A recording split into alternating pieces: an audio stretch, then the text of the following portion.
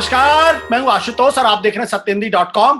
सत्यहिंदी.com के खास कार्यक्रम आशुतोष की बात में आपका स्वागत है। आपको याद होगा गोरखपुर के doctor Kapil Khan BRD hospital में जो एक समय ऑक्सीजन सप्लाई करने के बच्चों की वजह से हीरो बने, लेकिन उत्तर प्रदेश की सरकार को पसंद नहीं आया। फिलहाल उनके ऊपर कई केसेस लगे, जेल डाल दिया गया और उसके बाद जेल से छूटे। जेल से छूटने के बाद अलीगढ़ मुस्लिम यूनिवर्सिटी में उन्होंने एक भाषण दिया और उस भाषण की एवज में उनके ऊपर आरोप लगाया गया कि देश तोड़ने की साजिश कर रहे हैं, शांति भंग करने की कोशिश कर रहे हैं। लिहाजा फिर उनके ऊपर केस डाला गया और उनको जेल में डाल दिया गया। जब दोबारा उनको बेल मिली तो उसके बाद उत्तर प्रदेश की पुलिस ने उनको राष्ट्रीय रासुका में उनको अंदर कर दिया, यानी नेशनल सिक्योरिटी एक्ट में उनको जेल में डाल दिया। अब जो इलाहाबाद हाई कोर्ट है, इलाहाबाद हाई कोर्ट ने कहा है कि जो इनके ऊपर रासुका लगाया गया था वो गैर कानूनी था, कानून के हिसाब से नहीं था और उन्होंने अपने भाषण में ऐसी कोई बात नहीं कही। कई सवाल खड़े होते हैं, क्या किसी इनोसेंट आदमी को इस तरीके से आप जेल में डाल सकती कोई सरकार? और इन तमाम मसलों बात करने के साथ हमारे साथ कपिल खान साहब खुद मौजूद हैं। कपिल साहब, सबसे पहले तो आपको बहुत बहुत बधाई कि अदालत ने आपको एक तरीके से बाइज्जत बरी कर दिया है। कैसा महसूस कर रहे हैं भैया? Thank you Ashutosh sir. आपसे पर्सनली तो मैं मिला हूँ एक बार आपके ऑफिस में, वहाँ पे नोएडा में, और आज आपको सामने देख के खुशी महसूस हो रही है। जेल कल रात में, परसों रात में जेल से निकलते वक्त बहुत देर हो गई थी, 11:55 हो गया था। हालांकि हाई कोर्ट का ऑर्डर 11:30 बजे सुबह ही जेल अथॉरिटीज को मिल गया था और डीएम को मिल गया था। पर हालत ये है कि डेमोक्रेसी की कि चीफ जस्टिस के ऑर्डर को भी मानने को सरकार तैयार नहीं थी और जेल सुप्रिंटेंडेंट ये कह रहे थे कि डीएम का ऑर्डर हम आएगा तब हम आपको छोड़ेंगे, डीएम ये कह रहे थे ऊपर से ऑर्डर आएगा तब हम आपको छोड़ेंगे, और इस वजह से बहुत देर लगा दी थी। बहरहाल उनकी कोशिश थी किसी और केस में फंसा के मुझे जेल भेज दें, तो कर नहीं पाए और इसलिए रिलीफ में महसूस कर रहा हूँ। पर आशुतोष सर, एक बात बताऊं, जब बीआरडी ऑक्सीजन ट्रेजेडी के बाद जब जेल गया था तो उस वक्त मेंटल हैरेसमेंट था, फिजिकल उन्होंने कभी मुझे टच नहीं किया था। पर इस बार जब एसटीएफ ने मुंबई एयरपोर्ट से मुझे उठाया और अगले 48 घंटों तक, जब तक मथुरा तक मुझे लेके आए, उन्होंने मुझे बहुत टॉर्चर किया, फिजिकली मारा मुझे और अजीब अजीब वियर्ड क्वेश्चन पूछे। आपने कोई ऐसा पाउडर का इजाद कर लिया है जिससे करोड़ों भारतीयों की जान जा सकती है? मैंने कहा भाई मैं डॉक्टर हूँ, पीडियाट्रिशियन हूँ, मैं कोई साइंटिस्ट नहीं हूँ। आप अगर कोरोना वायरस की बात कर रहे हो तो चाइना से बात करो। फिर कहते हैं कि आप जापान गए थे सरकार को गिराने के लिए। मैंने कहा आप जापान क्यों कह रहे हो, पाकिस्तान बोलो। अरे भाई मेरा पासपोर्ट जो है वो जुडिशरी के पास है, सबमिट है, मैं इंडिया के बाहर जा ही नहीं सकता जब मेरे पर केस चल रहा है। तो आप कैसे मेरे ऊपर लगा सकते हैं? फिर उन्होंने मुझे जब 10 फरवरी को बेल मिल गई, लोअर कोर्ट ने ये मंजूर कर लिया। मेरी स्पीच पूरी सुनने के बाद उन्होंने एहसास किया कि कोई गलत बयान मैंने नहीं दिया है। मैंने, योगेंद्र यादव सर मेरे साथ थे, उन्होंने भी कहा गए जो है कि उन्होंने कोई ऐसी बात नहीं की जो हेट्रेड और वायलेंस फैलाए। तो मुझे बेल मिली, तो मुझे 10 तारीख को बेल मिली और 4 दिनों तक इलीगली डिटेन किया और राष्ट्रीय सुरक्षा कानून लगा दिया। राष्ट्रीय सुरक्षा कानून का मतलब है कि आप एक आतंकवादी के ऊपर लगाते हो एक 31 साल पुराना कानून, जो कि एक बहुत स्ट्रिंजेंट कानून है। मैं खुद अपने आप को, मेरा पूरा परिवार जो है, it was not only me, the whole family has suffered. But Kapil भाई, आपने कहा कि आप एक कोर्ट का जो ऑर्डर आया वो it was really good sir, and court has clearly stated that कि DM Aligarh has selectively implied his mind to cut the speech of 30 minute speech को काट करके 1 मिनट स्पीच में बनाया और उसको हेटेड और वायलेंस कहा अपने विम्स ऑफ पावर से। हालांकि डॉक्टर कफील की स्पीच जो है इंटीग्रिटी, यूनिटी की बात करती है और बात करती है हेल्थ, एजुकेशन एंड एम्प्लॉयमेंट की। कपिल साहब, जब रास्ता को इलीगल में कह दिया। जब कपिल साहब, जब आपको मुंबई एयरपोर्ट से उठाया तो आप कह रहे हैं कि आपके साथ मारपीट की गई। सिर्फ एयरपोर्ट के ऊपर ही आपके साथ मारपीट की गई या उसके अलावा भी आपके साथ मारपीट की? नहीं, एयरपोर्ट पर तो कुछ नहीं किया था सर, एयरपोर्ट पे तो कुछ नहीं किया था। जब मुझे लेके लोग आए हैं अपने जो थाने पे के कमरे में रखा था वहां पे किया और रास्ते में किया, और इसके अलावा जब ये मथुरा पे लेके आए तो इन्होंने पहले अलीगढ़ मुझे ले गए, फिर वहां पे रखा, वहां मारा, फिर अलीगढ़ से मथुरा लेके आए। इन्होंने मुझे 31 तारीख को जेल में रात में दिया और 29 तारीख को गिरफ्तार किया था। तो 72 घंटे तक मुझे टॉर्चर करते रहे और वियर्ड वियर्ड क्वेश्चन पूछते रहे STF ने। मैंने सुना कि आपको खाना भी खाने को नहीं दिया गया था। सर मतलब खाना क्या, पानी भी नहीं, एकदम एक कोई ऑफिसर आता था, वो बोतल उठा के पानी का मेरे पे फेंक देता था, पानी के ग्लास मुंह में डाल देता था जब नींद आ जाती थी मुझे। मेरी भूख से जेल में कभी कभी तन्हाई में डाल देते थे तो अतड़ियां इतनी सूख जाती थी कि मैं रोटी को, अगर वो 2 रोटी अगर देते थे तो सुखा के मैं कभी कभी खाता था।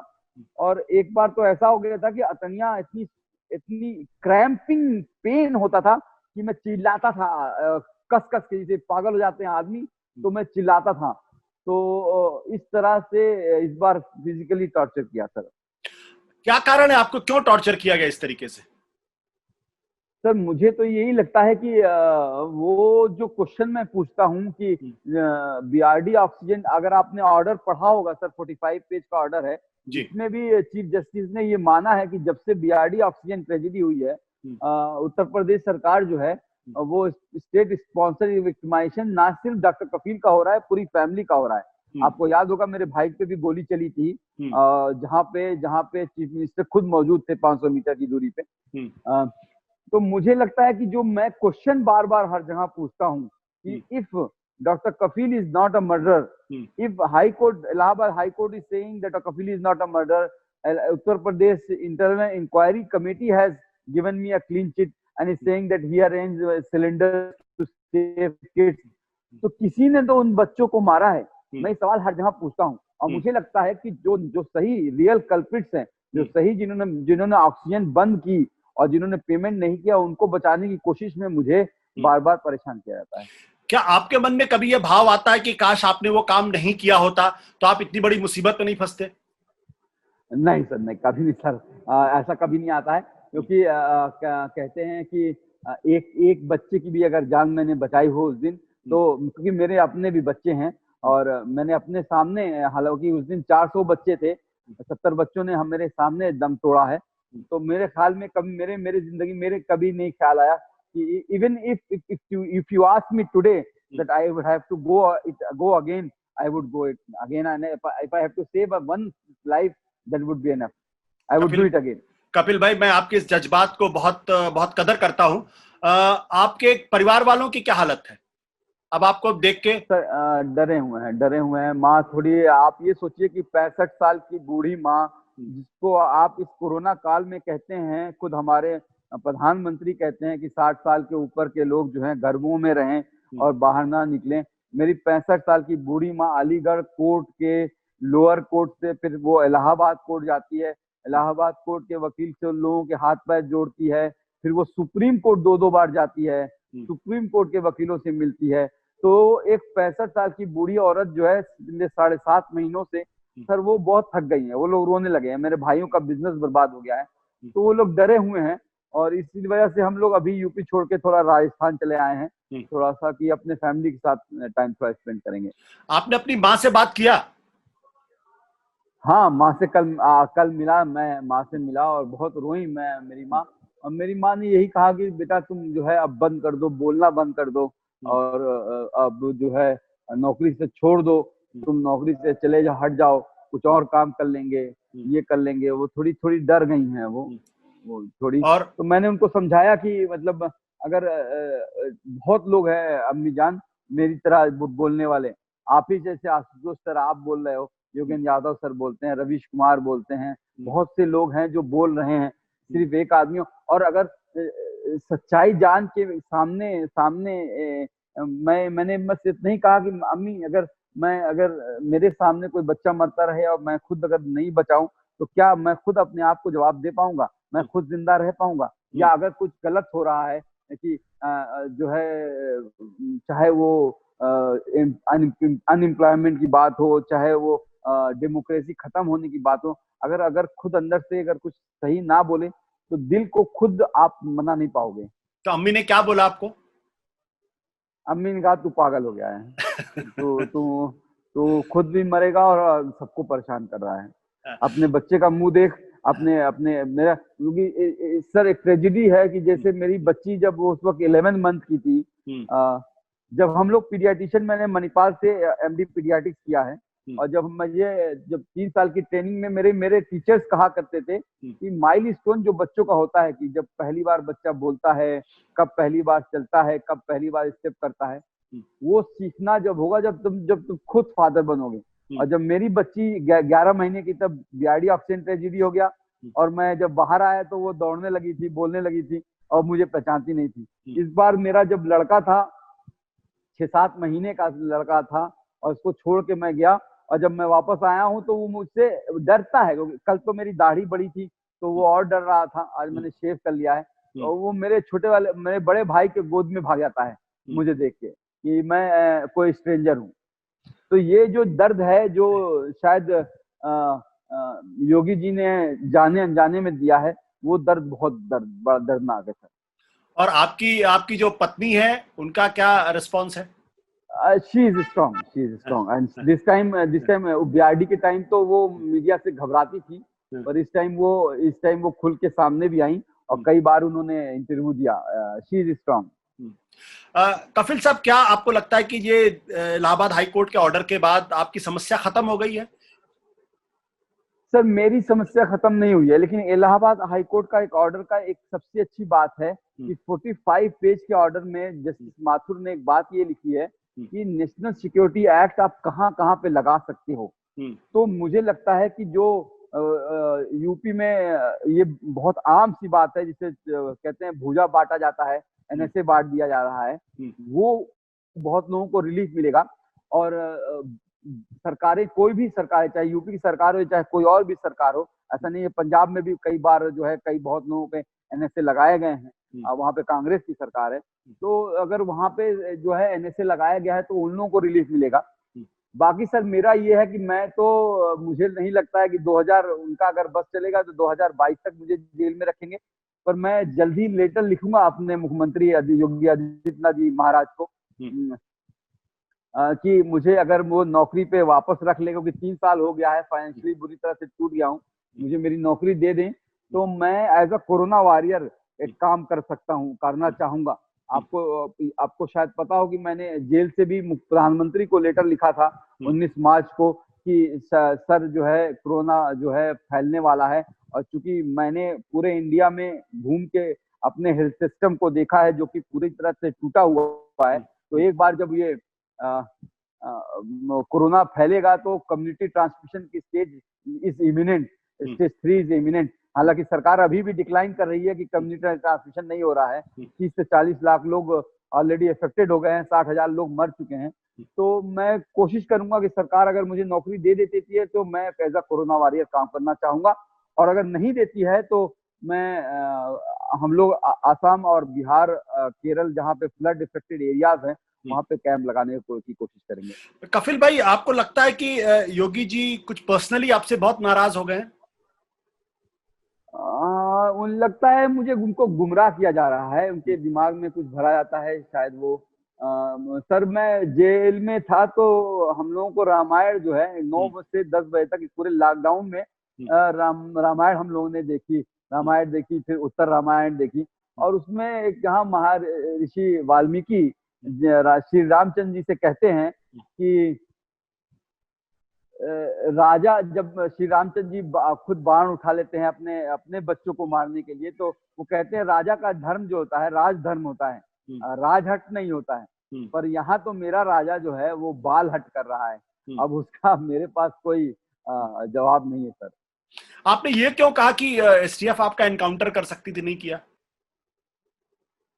सर क्योंकि मैंने जिस तरह से उन्होंने बिहेव किया था, मुझे उठाया था, आपको जैसे मैंने 12 दिसंबर 2019 को स्पीच दी थी, और इन्होंने मुझे गिरफ्तार किया 29 जनवरी 2020 को, यानी करीब करीब 2 महीने के बाद। हुआ ये था कि जो मेरी इंटरनल इंक्वायरी की रिपोर्ट अक्टूबर-नवंबर 2019 में आई थी, उसको योगी सरकार ने कहा कि मैं एक्सेप्ट नहीं कर रहा हूँ, कुछ चार्जेस अभी इनके बचे हैं, और उन्होंने री इंक्वायरी करवाई थी। उसकी रिपोर्ट भी जो है 23 जनवरी को कंप्लीट हो गई थी। तो उस सरकार के पास अब कोई रास्ता नहीं बचा था, तो इन्होंने मुझे आप पकड़ लिया। अब आप ये सोचिएगा कि मैं जहां भी जाता हूं अपने फेसबुक पे या ट्विटर पे डाल देता हूं, मैं यहाँ जा रहा हूं, मैं ये कैंप कर रहा हूं। 30 जनवरी को मुंबई में महात्मा गांधी की पुण्यतिथि थी और उनके पोते के साथ मेरा कार्यक्रम था। उससे पहले मुझे गिरफ्तार किया गया। यानी 60 दिनों के बीच मुझे कोई नोटिस नहीं दी गई, कोई ये नहीं बताया गया मेरे खिलाफ एफआईआर है, और एसटीएफ भेज दिया गया। मुझे बुला लेते, गिरफ्तार कर लेते, फिर उसके बाद जो मुझे टॉर्चर करने के लगे तो मुझे लगा ये कुछ गलत कर सकते हैं। तो मैंने जब मजिस्ट्रेट के सामने प्रेजेंट हुआ गया, विकास दुबे का आपने नाम सुना होगा, अभी इनकाउंटर हुआ है, उसको जब मध्य प्रदेश से ये लोग लाए थे तो मजिस्ट्रेट के सामने प्रेजेंट नहीं किया था। सॉरी सर, बैटरी थोड़ी गड़बड़ हो गई। तो मजिस्ट्रेट के सामने जब प्रेजेंट किया तो मैंने मजिस्ट्रेट से रिक्वेस्ट किया कि सर जब आप ऑर्डर करोगे ट्रांजिट रिमांड का मुंबई से उत्तर प्रदेश के लिए, तो उसमें आप एक लाइन डाल दीजिए कि मुझे इनकाउंटर का डर है। तो उन्होंने वो लाइन लिख दी थी, शायद इसी वजह से एसटीएफ मेरा इनकाउंटर नहीं कर सकी। अब आप योगी जी से क्या कहना चाहेंगे? आप तो बहुत परेशान हुए, बहुत तकलीफ में, आपका पूरा, आपकी नौकरी भी नहीं रह बची है। योगी जी से क्या कहना चाहेंगे आप? सर मैं तो उनसे यही निवेदन करना चाहूंगा कि एक राजा जो होता है उसकी पूरे उत्तर प्रदेश में 23 करोड़ लोग हैं, 23 करोड़ मैं उनकी संतान की तरह हूं, और जो है उस चीज को जो है भूल के मुझे मेरी नौकरी दें। और मैं इस चूंकि पूरा देश कोरोना के जाल में फंसा हुआ है और पूरी इकोनॉमी डूब रही है, बहुत से लोग मर रहे हैं, हर रोज करीब 28,000 लोग मरते हैं अलग अलग बीमारियों से, तो डॉक्टरों की वैसे भी कमी है। तो मैं उनसे निवेदन करूंगा कि मुझे मेरी नौकरी इज्जत के साथ वापस कर दें। और हाँ, ये जरूर है कि उन 70 बच्चों के पेरेंट्स को भी इंसाफ मिले और योगी जी एक्सेप्ट करें कि हाँ भाई ऑक्सीजन की कमी हो गई थी, गलती कुछ हेल्थ मिनिस्टर या किसी वजह से ऑफिसर से हो गई थी और बच्चों की मौत ऑक्सीजन की कमी से हुई थी। कपिल भाई, जब आप पुलिस के जब जेल में थे तो कोई तो रहा होगा जिसने, जो कोई पुलिस का कोई बड़ा अधिकारी, कोई छोटा अधिकारी जिसने आपके साथ सहानुभूति जताई होगी और ये कहा होगा कि कपिल भाई आपके साथ बड़ा अन्याय हो रहा, कोई था ऐसा क्या? सर सबसे इम्पोर्टेंट बात थी कि वो जेल जो थी वो 534 लोगों की थी, लेकिन 1600 प्रिजनर थे। लेकिन आपको मैं बता दूं कि जैसे एक जादू की तरह वो कृष्ण की भूमि है शायद वो, वहां पे जो लोग थे वो सुबह शाम राधे राधे करते थे, और उन लोगों ने बड़ी मदद की, मतलब प्रिजनर्स ने मेरी मदद की। मतलब मुझे कभी कभी खाना नहीं मिलता था तो वो अपने पास से मुझे जो है 1 रोटी 2 रोटी दे दिया करते थे, दाल दे दिया करते थे खाने के लिए। और सुपरिटेंडेंट ने थोड़ा हेल्प किया सर मुझे, जेल के सुपरिटेंडेंट ने, मैं बोलूंगा उनका नाम नहीं लूंगा क्योंकि हो सकता है उनको भी प्रॉब्लम हो जाए, तो उन्होंने थोड़ी सहानुभूति दिखाई। बट एसटीएफ के अधिकारियों ने कोई सहानुभूति नहीं दिखाई आपके साथ? अरे सर मतलब वो कहते हैं, अब हिंदी में कहते हैं ना कि ऐस लाल कर देना, तो वो वाली बात थी। जो कुछ किया है उन्होंने मैं जिंदगी भर भूल नहीं सकता। मैं बच्चों को कुपोषण का इलाज करता हूँ और सर मैं खुद कुपोषित हो गया। एक मेंटल ट्रॉमा अलग होता है, फिजिकल ट्रॉमा जब वो एक आपको थप्पड़ मार देता है तो कई सालों तक याद रहता है। तो रात को कोई दुस्वप्न तो नहीं आता था? डर तो नहीं लगता था? जेल में कई बार हुआ सर, कई बार मेंटल स्टेबिलिटी ये हो गई थी कि घर पे हम लोगों को चूंकि मुलाकात लॉकडाउन में बंद हो गई थी, तो फोन करने की इजाजत थी कि हफ्ते में 2 बार जो है 5 मिनट के लिए फोन कर सकते थे। तो 5 मिनट में हालांकि बात नहीं हो पाती थी, लेकिन घर वालों पे गुस्सा उतारता था कि क्या करा रहे हो, बेल नहीं करा पा रहे हो, कहाँ जा रहे हो, हाई कोर्ट क्यों नहीं जा रहे हो, सुप्रीम कोर्ट नहीं जा रहे हो। मैंने ऐसी स्पीच में कुछ बोला नहीं है, गुस्सा चढ़ता था, किसी पे उतार नहीं सकता था। कई बार होता था कि टूट जाता था, पर शायद बहुत ये घर वाला जब भी मैं, हाँ बोलिए आप। जब भी मैं फोन करता था तो घर वाले ये जरूर कहते थे कि तुम्हारे लिए बहुत लोग बोल रहे हैं, तुम्हारे लिए बहुत लोग आवाज उठा रहे हैं, पूरा भारत तुम्हारे साथ है। तो एक तरह से एक शक्ति मिलती थी, एक जील, एक इंथुजियाज्म, एक अपने आप जगह रहता था, जिसने शायद मुझे 7.5 महीने जिंदा रखा। कपिल भाई, कभी आप टूट गए पूरी तरीके से, लगा कि अब सारी उम्मीद खत्म हो गई? नहीं सर, अभी ऐसा नहीं आया है, ऐसा टाइम तो अभी तक नहीं आया है। जेल के अंदर जब आपको खाना नहीं मिल रहा था, जब आपका तड़िया हाँ सर, वो टाइम भूख लगती थी, टूटने वाली बात नहीं थी, भूख लगती थी उस टाइम। ऐसा लगता था कि अगर ईट भी मिल जाए तो उसको मैं चबा लूं। मतलब मैं अपने कपड़े चूसने लगता था। और कई बार हुआ कि जब मैं समझ गया कि ये मुझे खाना नहीं देते हैं, तो क्या करता था कि रोटी को रख लेता था छिपा के, और उसको सुखा देता था, और उसको जो है वो तोड़ तोड़ के बीच बीच में खाया करता था। कितने दिन ये चला, ये ट्रॉमा, ये टॉर्चर कितने दिन आपके साथ किया गया? स्टार्टिंग के कुछ दिनों में, स्टार्टिंग के कुछ दिन तक, जब ये सुप्रीम कोर्ट का ऑर्डर आ गया, हाई कोर्ट को की निर्देशित कर दिया कि इनकी सुनवाई की जाए, उसके बाद से कोई टॉर्चर नहीं हुआ। उसके बाद से नॉर्मल बैरक में डाल दिया गया था। और वहां पे लेकिन चूंकि बैरक बहुत छोटा था, 150 कैदी थे, पर खाना वाना मिलने लगा था। खाना तो उन अधिकारियों, एसटीएफ के अधिकारियों के प्रति आपके मन में क्रोध है, गुस्सा है?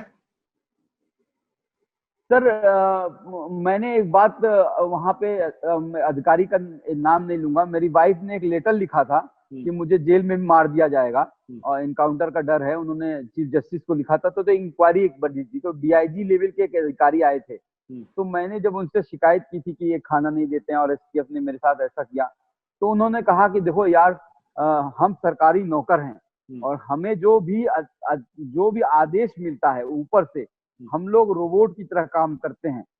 तुमको भी, जब तुम भी सरकारी नौकर थे, अगर तुमने भी वैसे ही काम किया होता तो शायद तुम नहीं फंसते।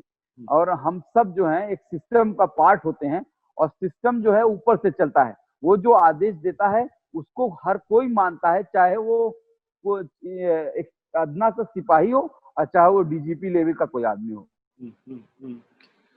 तो उन्होंने कहा कि हम तो फॉलो करते हैं ऑर्डर। तो एसटीएफ के बेचारे, उनको ऑर्डर मिला होगा, उन्होंने किया होगा। कपिल भाई, आप क्या करना चाहेंगे? राजस्थान में कितने दिन रहेंगे?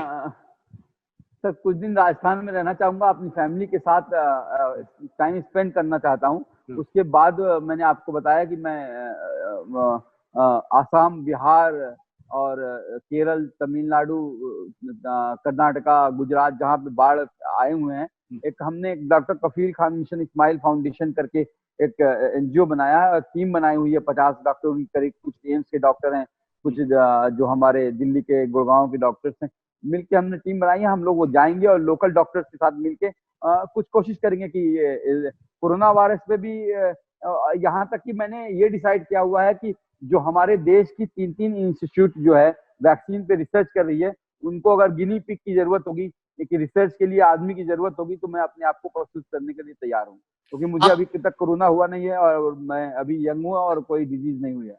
आपसे आखिरी सवाल, हाईकोर्ट के ऑर्डर के बाद क्या आप अदालत से कहेंगे कि आपके साथ जो हुआ, जो आपके कॉन्स्टिट्यूशनल राइट छीने गए, उसके एवज में आपको जुर्माना मिले? सर ये बात मुझसे, जब मैं बीआरडी ऑक्सीजन ट्रेजेडी के बाद भी जब क्लीन चिट मिली थी, तो लोगों ने कहा था कि एक मुकदमा कर दो 100 करोड़ का और तुम्हें मुआवजा मिल जाएगा। पर कोर्ट में केस में जब आप दौड़ते हो सर, बहुत टाइम लगता है और बहुत पैसा खर्च भी होता है, आपको पता होगा। आप तो मुझसे बेहतर जानते होंगे, ये यूएस नहीं है कि आपको मुआवजा मिल जाएगा। तो वो एक तरह से ख्वाब की बात है, जाना कोर्ट में और वो मांगना। हाँ, ये जरूर है कि मैं कोर्ट शायद इसलिए जाऊं कि उन 9 अक्यूज, जब बीआरडी ऑक्सीजन ट्रेजेडी हुई थी, तो आपको पता होगा कि 9 डॉक्टर जेल गए थे, 8 लोगों को नौकरियां मिल गई हैं और सिर्फ मुझे नौकरी नहीं मिली है। तो मैं इस बेसिस पे भी, और क्लीन चिट जो मिली है उस बेसिस पे, मैं हाईकोर्ट जरूर जाऊंगा। कपिल भाई, बहुत बहुत शुक्रिया आपका। मैं आपसे यही दुआ करता हूं कि अब आपको कभी जेल न जाना पड़े, कभी जो आपने झेला वो न झेलना पड़े। और अपनी अम्मी से कहिएगा कि हिम्मत। Ashutosh sir, thank you Ashutosh sir, आपको पर्सनली सामने देख के मुझे बहुत अच्छा लग रहा है।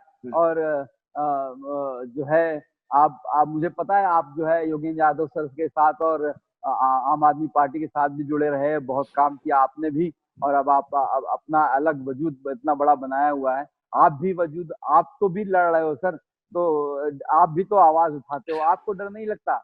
मैं अपनी अम्मी से जरूर कहूंगा कि आज आशुतोष सर से बात हुई थी और आशुतोष सर यही कह रहे थे कि आवाज उठानी है। नहीं, अम्मी को बोलिएगा कि बिल्कुल डरे नहीं, और उनका बेटा बहुत बहादुर है, लड़ाई लड़ रहा है। बहुत बहुत शुक्रिया, धन्यवाद। सत्य हिंदी के और वीडियोस को देखने के लिए हमारे YouTube चैनल को सब्सक्राइब करें और सीधे नोटिफिकेशन पाने के लिए बेल आइकन दबाएं।